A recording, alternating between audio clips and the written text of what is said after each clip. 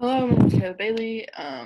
My book that I did was Leading with the Heart, Coach K's Successful Strategies for Basketball Business and Life.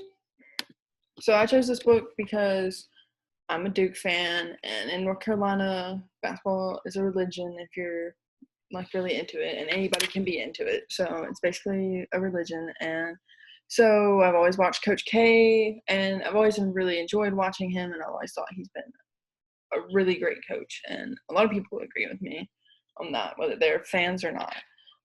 He's also a good person, and he stands up for the things he believes in, and you can see that based on things he's taken part in recently.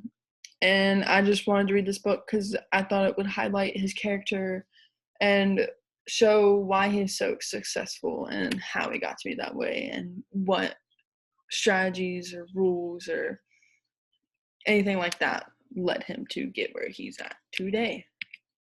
So who is Coach K? He's the greatest college basketball coach to ever live. That's what I say, at least. A lot of people agree with me in the basketball world. Some may say there's others in front of him. And there are a few contenders, but I believe he's the greatest basketball coach to ever live. He has over 1,000 wins in his coaching history and has coached his way to all 5 of Duke's NCAA basketball championships, which means Duke only has 5, and he's been the coach for every single one of them. He also has 3 Olympic gold medals, or led his way to 3 Olympic gold medals. And he's the only coach to lead a nation to 3 consecutive Olympic gold medals in 2016. He was the coach from 2006 to 2016.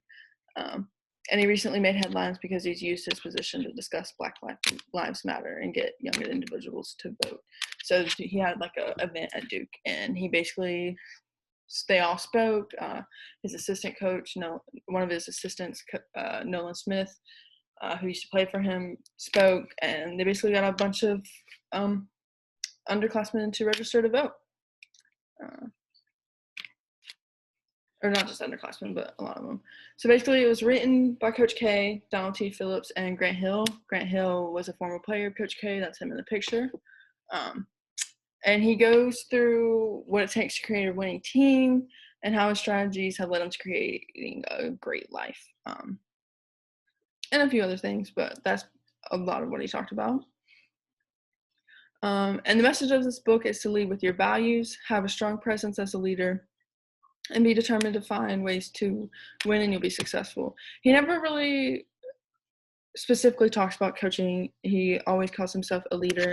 And I think that's really important because you are a leader as a coach, and the way he refers to himself shows a lot about him. And I think he wrote this book to help others understand what it takes to be successful and how you must treat success and how to get to success. So the first story that really, or chapter that really caught my attention was a chapter about teamwork, and he talks about a fist. But the fist is communication, trust, collective responsibility, caring, and pride. And together, those 5 fingers make a really powerful punch, or a powerful team, outside the analogy. There's a story for collective responsibility and caring, and it talks about Christian Laettner and his freshman season, and he missed 2 free throws against a free throw that could have helped them win the game against Arizona. And basically the 2 captains, Danny Ferry and Quinn Snyder, basically embraced him and said, we win as a team, we lose as a team, collective responsibility. I think that's really important because if your whole team doesn't take responsibility, then it creates a divide in the team. Some people will push out another teammate because, they lost the game. But in reality, they all lost the game because they all didn't perform. Not all of them performed at their highest peak, or they didn't play defense, or, it's just a collective things. And it's important to remember that. And that goes into caring. And once they did that, they embraced Christian after the game and basically said, we win as a team, lose as a team. And so after that, he basically became determined. He knew that they cared about him after that, and he knew he cared about them. So he pushed himself to be better for the team because he cared about the team. And so after that game, he shot 90% free throw, or he had 90% free throw percentage. Yeah, I don't know. But, and that basically carried out through the rest of his career. And that's why, and I think that's important because, basically what that quote says, it's about caring about how you perform and then how the team performs, and then caring about being able to perform at your highest. If you're injured or you need water or you need a break, you should always ask for that instead of hurting the rest of the team, because then you're not caring about your team, you're caring about yourself. And I thought that's important. Handling a crisis, this is important because he talks about a lot of different things. He talks about being trustworthy and building trust, which is very important. Like, if you don't own up to your mistakes, then how are they going to learn to own up to theirs, and how are they going to trust you if you don't own up to yours and blame it on them? Which is important. You should always have fun. He talks about how during a game against UNC, it was really stressful, and it was in 1988, and he just talks about it was a close game and you could see the stress, so he just wanted them to know it's okay to have fun and embrace the moment and embrace the energy in the arena. So, I think that's important. Like, it shouldn't just be like you shouldn't stress your players out. Like, they should be able to have fun, and it's okay to take time to tell them that. And then you should always give confidence to your team, and then when they need it, you should console them and say, listen, it's okay. It's not the end of the world.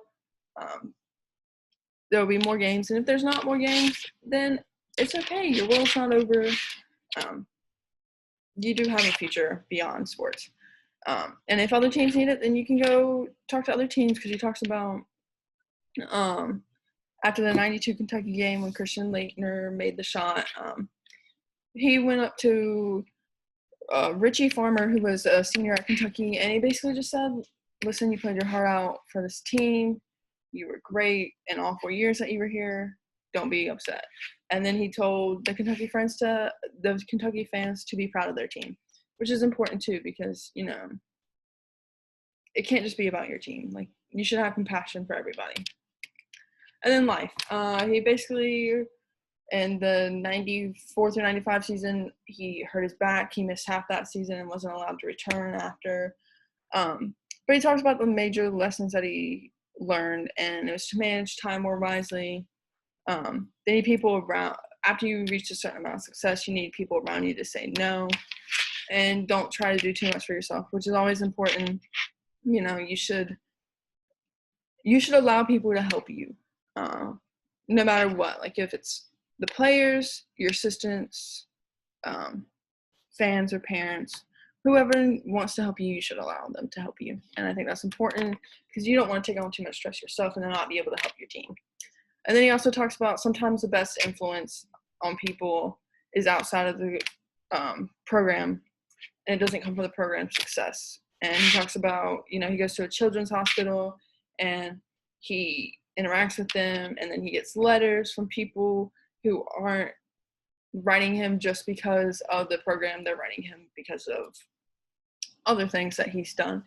And I think that's important. Like, you should help your community and others outside of your sport or program. Like, it should be a thing that you should do and want to do, and it